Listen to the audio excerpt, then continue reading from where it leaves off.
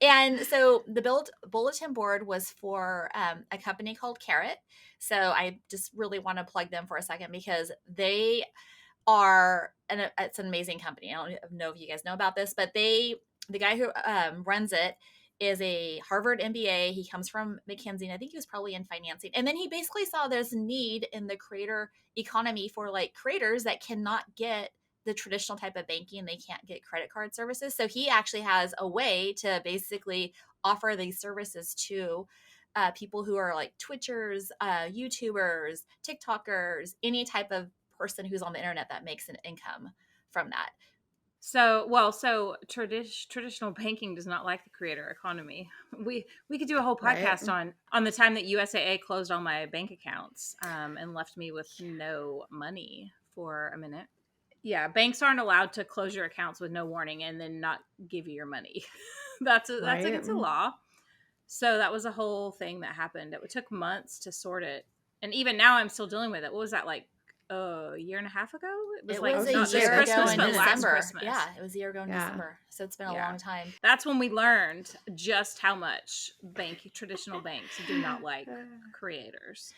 Well, I think there's a few things there. I think number one, it's a lot of the banking is run by old white men that don't understand technology, and they Yep. don't understand, they think that this whole creator like economy is just, they can't wrap their heads around it, right? But I'm Right. like, it's still cash, it's green cash coming Right. into your bank.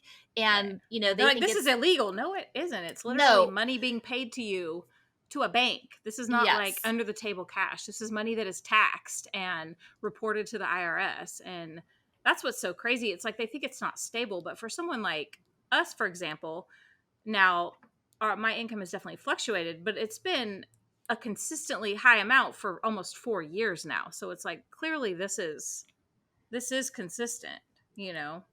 Well, it is, and I also think that when they think it's more like high risky to be a creator on the internet.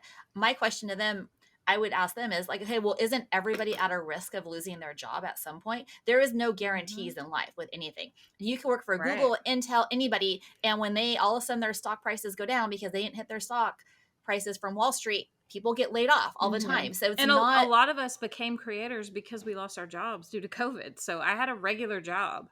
I was not a creator before, and I would have never become a creator if it hadn't been for like the necessity of it at the time.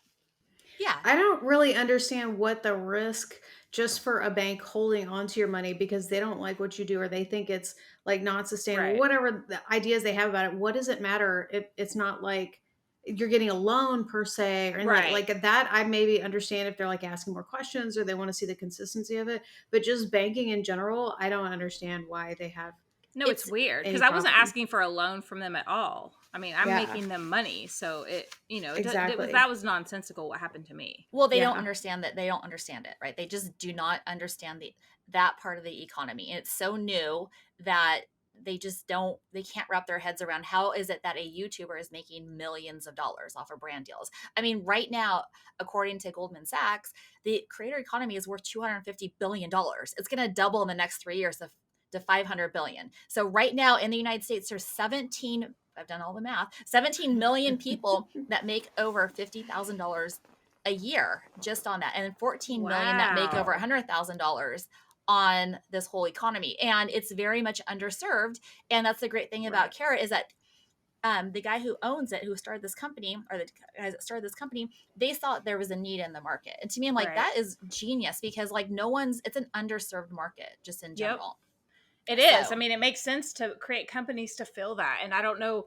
I mean, I can understand how it's a risk, may seem like a riskier venture, but at the same time, I think there's going to be definitely downturns in like some types of influencers' income, but overall, the creator economy is not going away. no, it's not going away Right. because the more and more money is getting funneled to that economy. If you look at like traditional like TV, all your linear television, all that Right. ad revenue is going to the Yeah. YouTubes and the Yep. TikToks and to the creators because that's where Right. all the eyeballs are going. Majority of people Exactly. watch more YouTube than they on the TV screen than they actually watch like Netflix and whatever a Discovery show is. So Gold Discovery, Rush. whatever. Well, Regular yes, TV. regular TV. Yeah, I mean, linear TV is dying. They're going to be like newspapers. Bye bye, and they know it. So, yeah, they gotta come up with more. Banking needs to turn around. Yeah, it Right. really does. So yeah, so Shout out to Carrot. yes, thanks, Carrot.